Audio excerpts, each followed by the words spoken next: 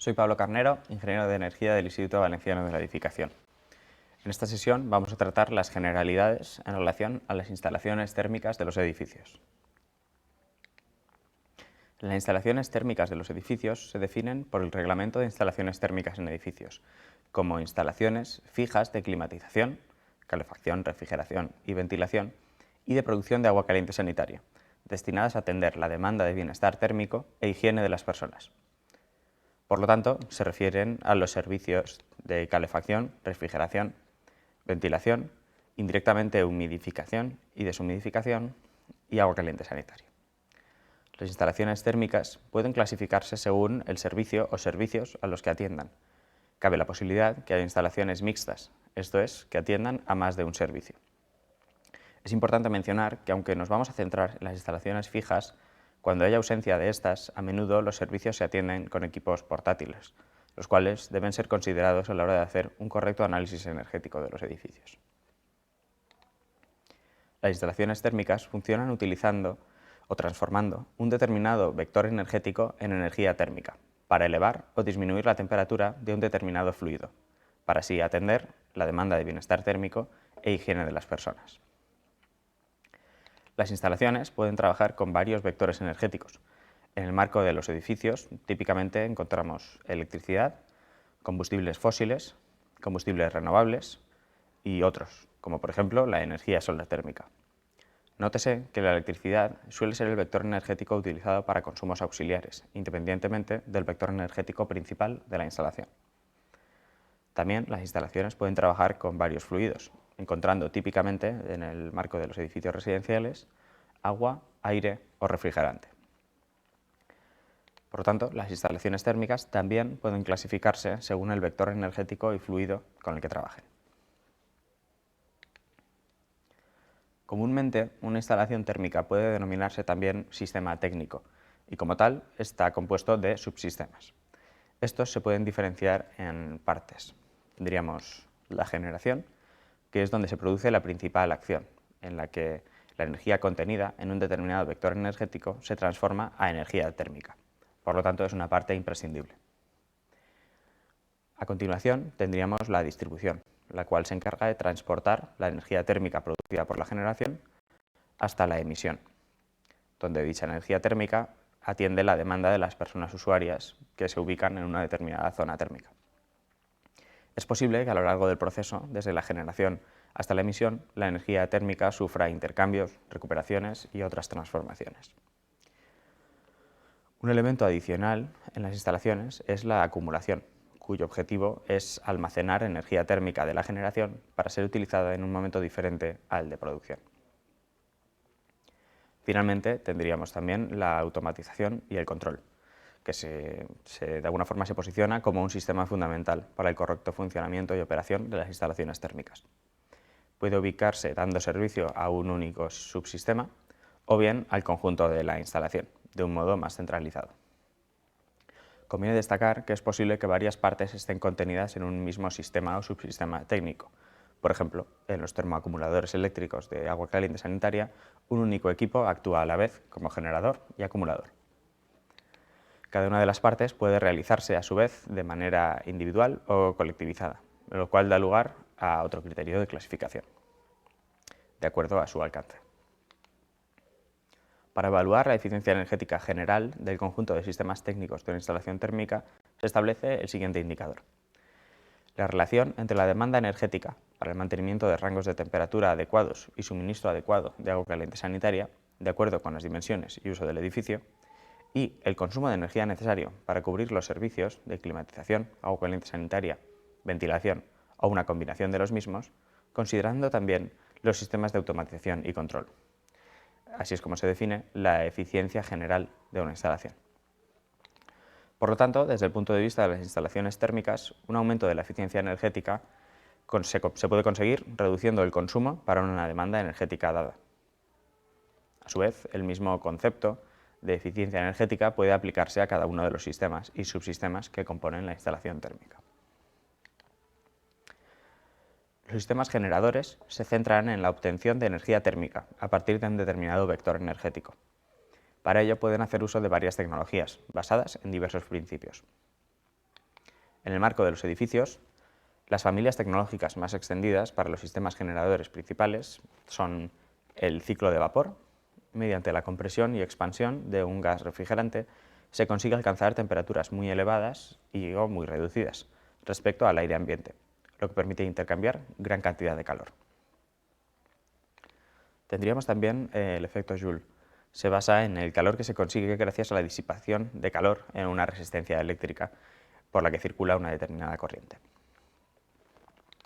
Tendríamos también sistemas de combustión, y en ellos se produce la quema de un combustible, el cual proporciona una elevada cantidad de calor.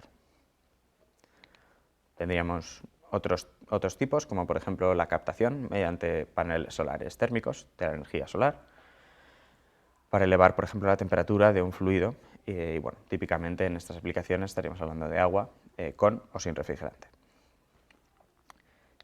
Los equipos generadores están caracterizados por su nivel de potencia, el cual está asociado a la intensidad y, por lo tanto, el tiempo en que son capaces de realizar la producción de una cantidad de energía. A más potencia, menos tiempo se tardará en producir la misma energía. Una generación eficiente es aquella que es capaz de transformar una cantidad de energía térmica de un determinado vector energético. La eficiencia energética, expresada en términos de consumo de energía final, es máxima para el ciclo de vapor, viéndose reducida para el efecto Joule y sistemas de combustión. Nótese que cuando se habla de generación, se aplica tanto al aporte de calor, por ejemplo el calentamiento, como a la retirada del mismo. En este caso hablaríamos de enfriamiento. Los sistemas distribuidores se centran en el transporte de la energía térmica desde la generación hasta la emisión. En el marco de los edificios, la distribución principalmente se adapta al tipo de fluido. Encontramos tuberías y conductos, típicamente para agua y aire, respectivamente. Además, también se adapta al alcance, dando lugar a una distribución individual, típicamente cuando todos los sistemas se ubican dentro de la vivienda, distribución centralizada, cuando la generación se realiza a nivel de edificio, pero la emisión se realiza a nivel de vivienda. Y bueno, en este tipo de sistemas es de especial importancia lo que respecta a las pérdidas energéticas, dado que transportan un fluido cuya temperatura tiende a diferir del ambiente que le rodea. Para ello es fundamental contemplar un correcto nivel de aislamiento. Una distribución eficiente es aquella que es capaz de transportar la energía térmica que recibe, incurriendo en las menores pérdidas posibles. Dando paso a la emisión, los sistemas emisores o unidades terminales se centran en la entrega de la energía térmica a los espacios donde se encuentran las personas usuarias. En el marco de los edificios, la emisión se adapta al tipo de fluido. Encontramos sistemas de agua, de aire y de refrigerante. También existen diferencias en función del tipo de emisión que se realiza, apostando por diversos modos de transferencia de la energía térmica. Por ejemplo, encontramos radiadores de agua caliente o de alta temperatura, donde prima la emisión radiante. También en función de las variables ambientales a las que afectan. Por ejemplo, si únicamente realizan regulación de temperatura, o también pueden afectar a la humedad, si su transferencia de calor la hacen en un modo que impacten sobre la velocidad media del aire de la zona térmica o no, entre otras consideraciones. En el caso de sistemas autónomos, la generación y la emisión se realizan por el mismo sistema, eliminando así la distribución. Este sería el caso, por ejemplo, de los radiadores eléctricos.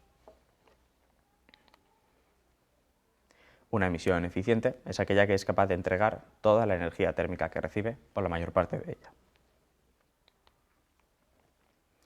Los sistemas acumuladores, por otra parte, o depósitos, se centran en el almacenamiento de la energía térmica producida por la generación para desacoplar su uso en la emisión.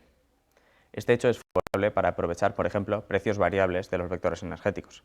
Se puede generar en un periodo de precio barato, acumular y utilizar posteriormente cuando el precio sea más elevado. En el marco de los edificios, la acumulación se realiza exclusivamente cuando el fluido de trabajo es agua y en modo de calentamiento. Es decir, en el ámbito residencial no se suele producir acumulación de frío. En virtud de la acumulación, la virtud de la acumulación es que permite almacenar grandes cantidades de energía, las cuales pueden producirse con potencias bajas para un uso posterior. Por lo tanto, cuando se tienen generadores con potencias reducidas, a menudo se acopla una acumulación.